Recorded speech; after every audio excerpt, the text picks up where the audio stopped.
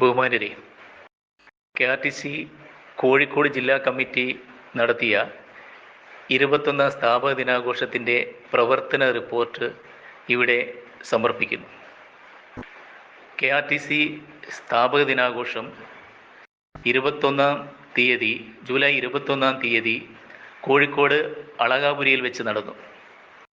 പ്രസ്തുത പരിപാടി ഉദ്ഘാടനം ചെയ്തത് KPCCയുടെ കോഴിക്കോട് ജില്ലയുടെ ചുമതലയുള്ള KPCC general secretary Shri KK Abraham അവറുകളായിരുന്നു.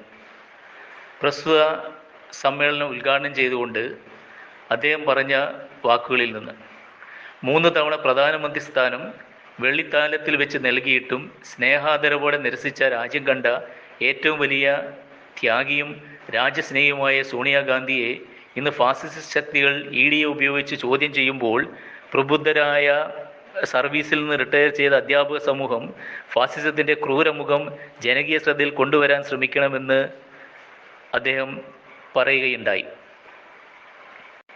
കൂടാതെ പ്രസ്തുത യോഗത്തിൽ ജില്ലാ പ്രസിഡന്റ് M. ബാലകൃഷ്ണൻ നായർ അധ്യക്ഷത വഹിച്ചു. മെഡിസബ് സിമ്പോസിയം KRTC സംസ്ഥാന പ്രസിഡന്റ് P. മൊയ്തീൻ മാസ്റ്റർ ഉദ്ഘാടനം ചെയ്തു. മെഡിസപ്പിൽ സംസ്ഥാന ഗവൺമെൻറ് 1 രൂപയും ചെലവാക്കുന്നില്ലെന്നും അതിനാൽ ജീവനക്കാരിൽ നിന്ന് ഈടാക്കുന്ന അത്രയും തുക ഗവൺമെൻറ്റും എടുത്തുകൊണ്ട് ഇൻഷൂർ തുക 6 ലക്ഷമാക്കി മാറ്റണമെന്നും അദ്ദേഹം പറയുകയുണ്ടായി.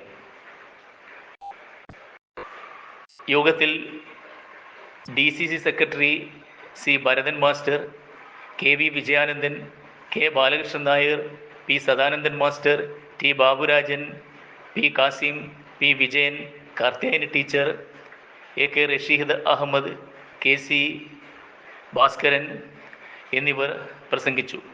ശ്രീ K. രമേശൻ മാസ്റ്റർ നന്ദി പറയുകയുണ്ടായി. വിപുലമായ പ്രൗഢമായ പരിപാടിയായിരുന്നു KRTC കോഴിക്കോട് ജില്ലാ കമ്മിറ്റി 21ാം സ്ഥാപക ദിനത്തിൽ നടത്തിയത്.